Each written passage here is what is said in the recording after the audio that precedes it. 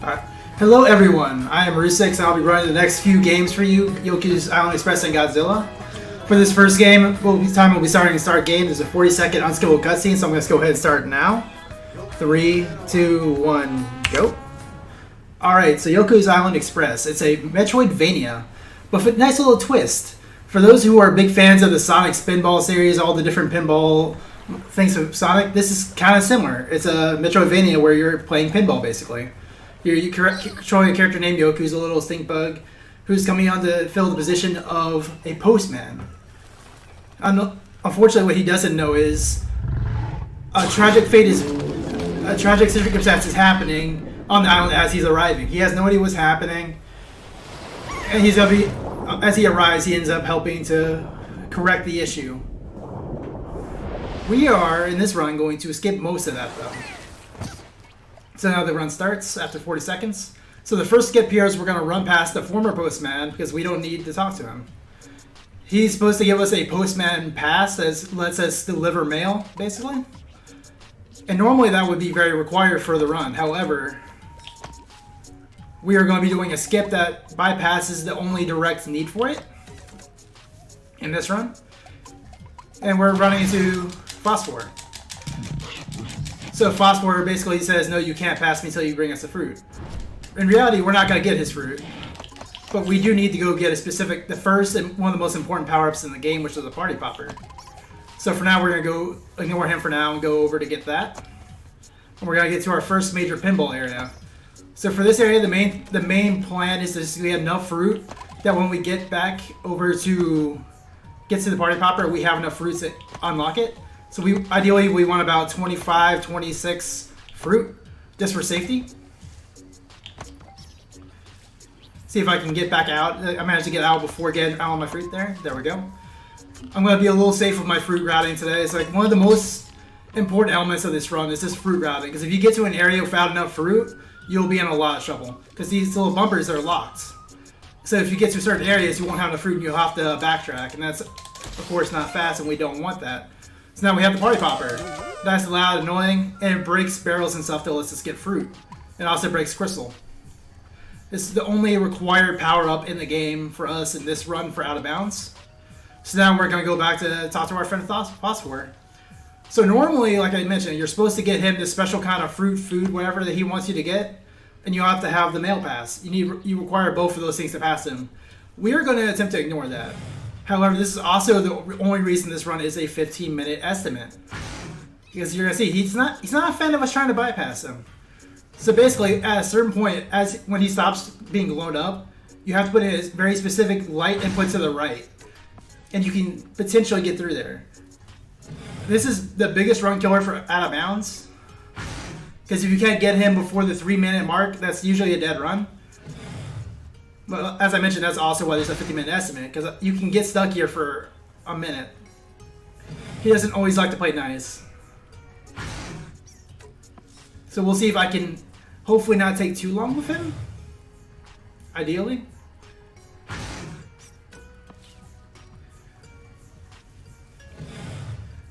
He's not being very kind today, though.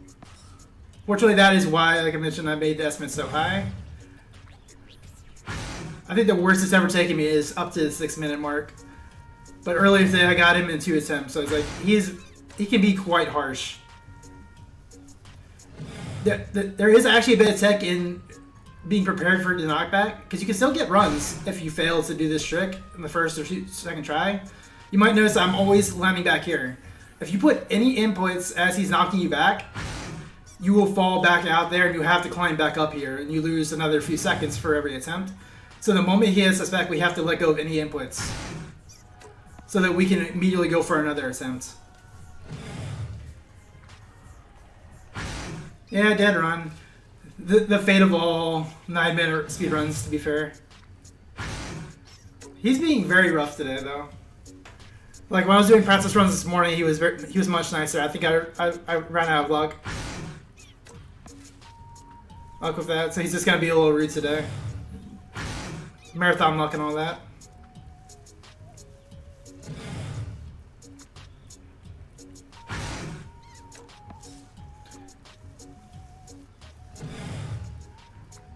And honestly, this was my only real fear of this run, for this marathon. So once we're through here, it'll be mostly clear. And there's a couple of tricky areas, but in terms of skips, this is the hardest skip in the game for me. Yeah, and for pretty much everybody else, but...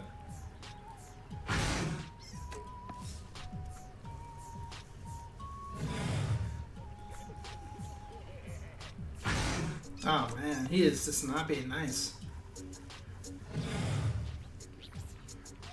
He's got all this attention today, so he doesn't want to behave.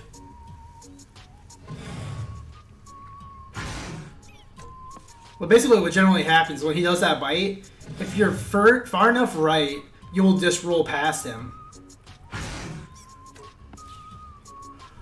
It's like, and you'll roll into the water and just get to go past him. And that's what we're trying to do right now. At the worst case scenario, I will just grab the fruit and just and mail and just go grab it. Preferably, I don't have to backtrack for that, though. Alright, we're going to go ahead and do that, actually. So let's go ahead and grab the mail pass. The skip does not want to behave, so I'm going to go ahead and be a little safe and not hope that he behaves.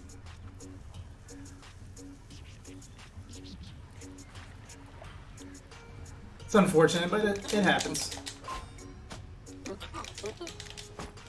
Alright. Got the mail pass. He's going to tell us about how we have to deliver it. We don't care about that. I don't think we're going to go over estimate. Like I mentioned, this is a relatively safe estimate. Built with the idea of phosphor not behaving in mind.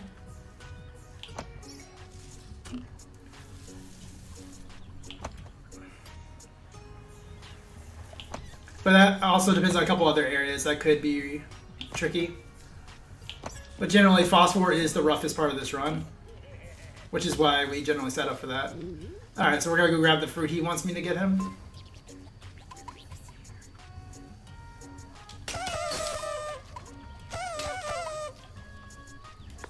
Why don't I see it?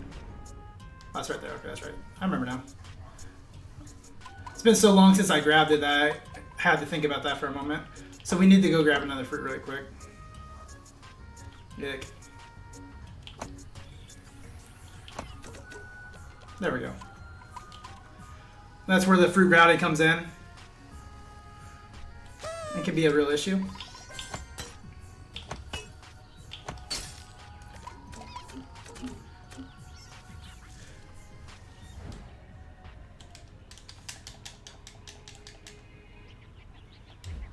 It's been a while since I did this section too, so we'll see.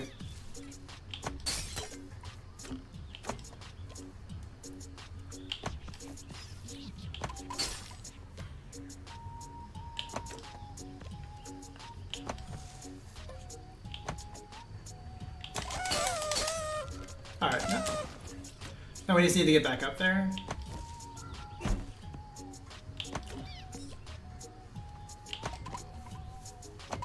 There we go.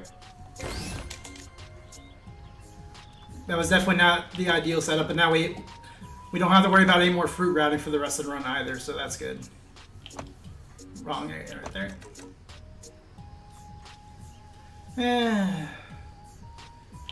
I was hoping I wouldn't have to go grab his food, but better safe than sorry.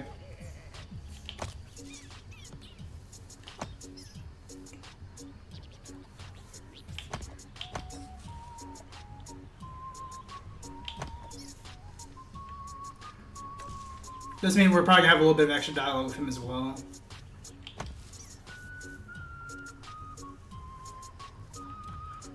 I knew I shouldn't have done so many practice runs. All the practice runs went well. There we go. Now he lets us pass. And disappears.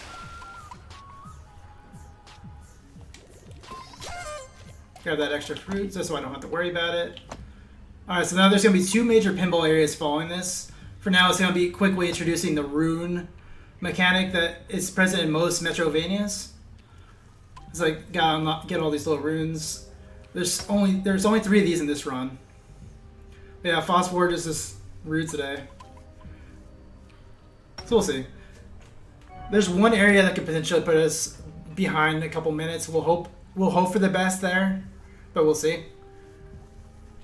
The second pinball area that's left can be a bit rough, depending on things. So the pinball section we're about to enter, which is where we get to the title screen, is relatively straightforward. It should only take about a minute. We're going to skip the bunnies. We don't need to talk to them about why we're here. We already know.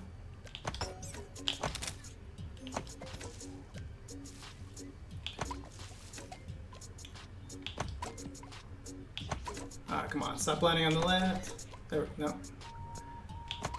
There we go. And I screwed up. Nice.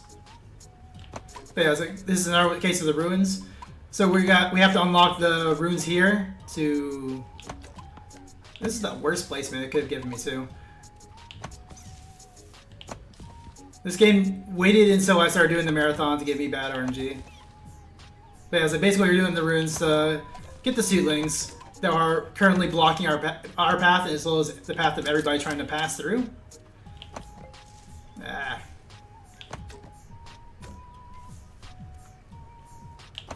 Yeah, if I had tried to skip it, probably would have worked too. Yeah. Oh man. Come on.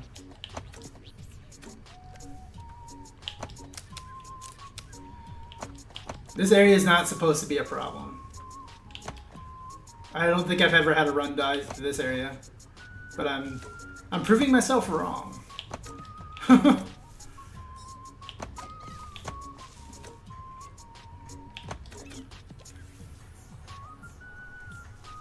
There we go. I don't know why I was having so much trouble with that, but it happens. It should be mostly straightforward as long as it doesn't give me that one again. There we go.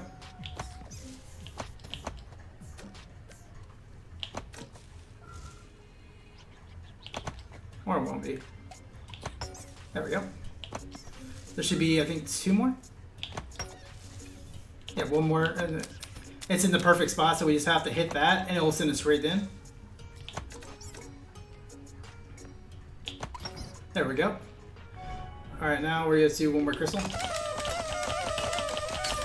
So the reason I use the potty popper there is you can destroy the crystal faster using the potty popper while you're hitting it. So you get basically essentially 2 hits instead of 1. And now we're at the title screen. Normally this would be the halfway point of the run. Looking at the timer, we are actually going to go over estimate, unfortunately. Because not only did I struggle with phosphor, but I struggled on this one of the easier pinball sections without the unfortunate room placement. Right here, we're talking to a guy, a little critter named Kickback. So he's going to quickly introduce us to the mechanic that is Kickback, and he's going to basically you can unlock him in the middle of a pinball section, and he will stop you from falling underneath the spikes. We will not really be using that mechanic much. He plays that part in the story later, but I'm not going to spoil. Oh, I actually have enough fruit. I don't have to grab the extra fruit here. I'm not going to go too deep into that. I just highly recommend you play it. So this is the other area that can be a bit rough. If I can get the top left rune really quickly, it won't be too much of a problem, but we'll see.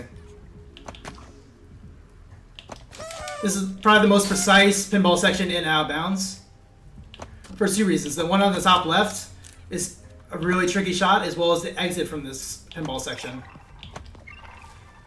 If we're lucky, we won't have to see a demonstration of that, but we'll see.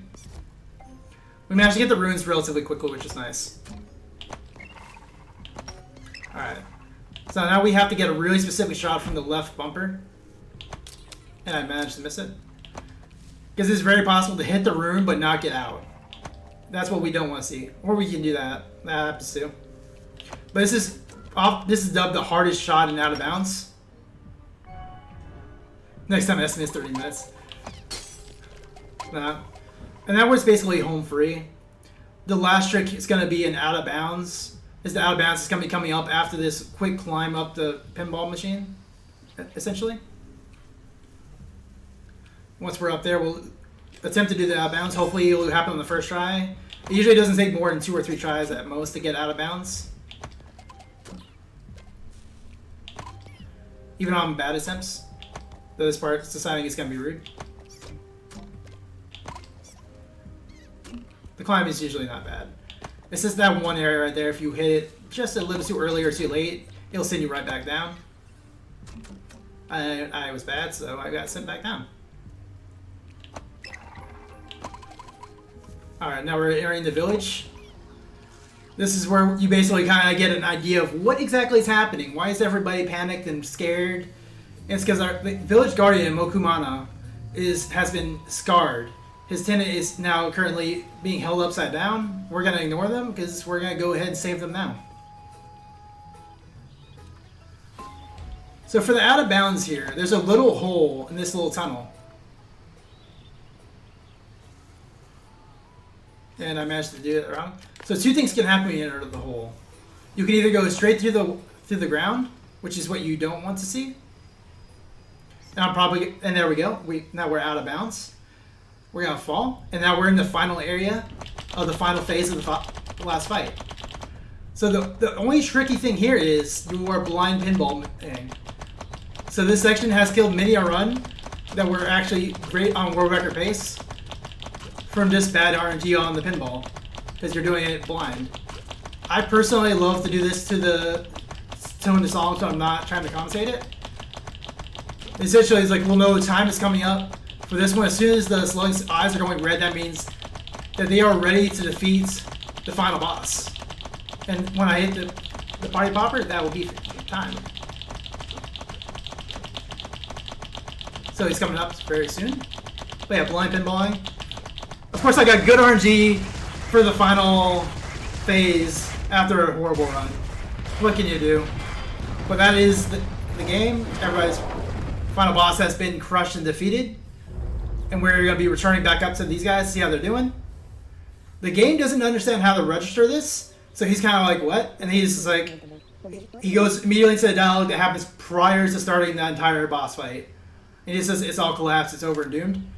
Goes back up to being upside down. Then Mokumura is going to disappear and start rising back up. As the game is, like I mentioned, unable to register what exactly just happened. Because obviously that odd bounce was not expected.